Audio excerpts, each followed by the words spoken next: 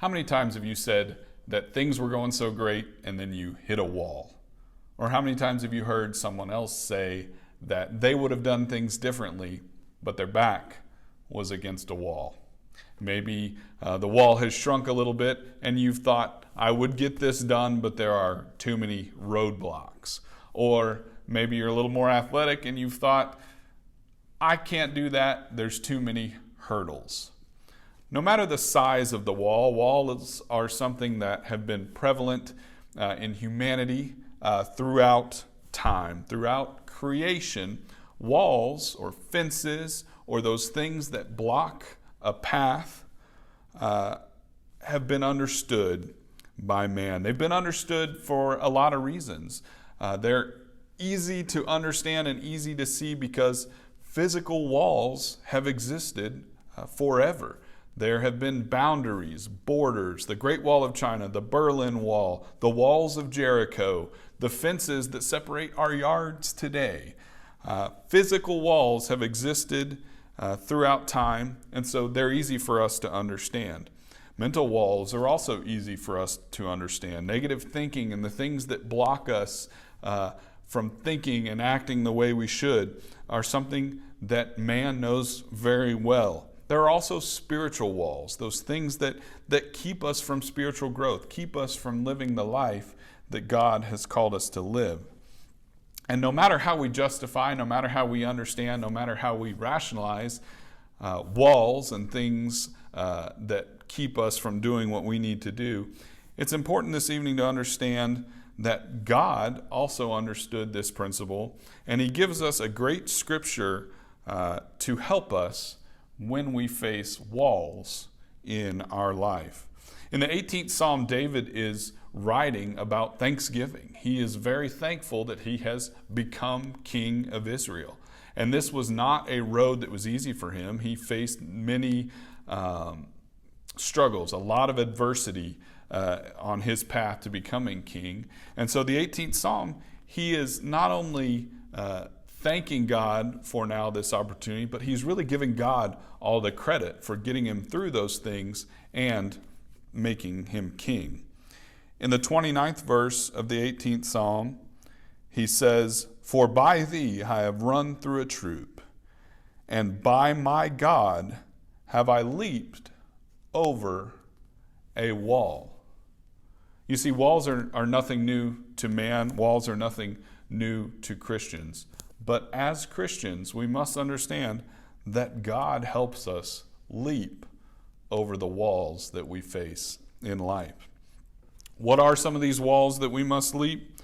Well, walls of doubt. Doubt shows up in our spiritual lives, in our work lives, in our home lives, and doubt is a wall that we must overcome. Walls of trouble. Scriptures tell us that life will be hard. We will face trials and troubles, and we have to be able to leap over them. Fear is another wall that we face in our lives. Fear, maybe more than any other wall, keeps us from doing what we need to do. Fear has ruined many good works within churches, within families, and within personal lives. Negative thinking is a wall that we all fall victim to. Often we think that we can't do something, so it doesn't happen. And we will only ever do what we think we can do. So negative thinking is definitely a wall. What about the walls of stress? Stress is really our reaction to the world around us. And how different is the world around us right now? How much stress does that create? Our reaction to external conditions keeps us from doing the things that we need to do. What about the wall of procrastination? In a world at our fingertips, on our phones, our computers, on YouTube, it's easy to think we can get things done tomorrow, or we'll take care of that next week. And procrastination is a wall that keeps us from doing things we should do when we should do them. Most of all, that wall of worry. Worry just saps us of our energy, of our drive, of courage even. One author said, worry is like a rocking chair. It gives you something to do, but it gets you nowhere. As I mentioned, many of these walls we're facing a different way right now in these times. But it doesn't take a pandemic for any of these things to be a struggle. We struggled with them as Christians and as humans prior to this pandemic, and we will struggle with them after. But as we struggle with them, we have to understand, as David tells us, that by God, we can leap over those walls. This evening, here are a few quick things that we can do to focus on how we overcome. First, we have to trust in the power of God to help us. Ephesians 3:20 helps us understand that we can't ask more than God can do for us.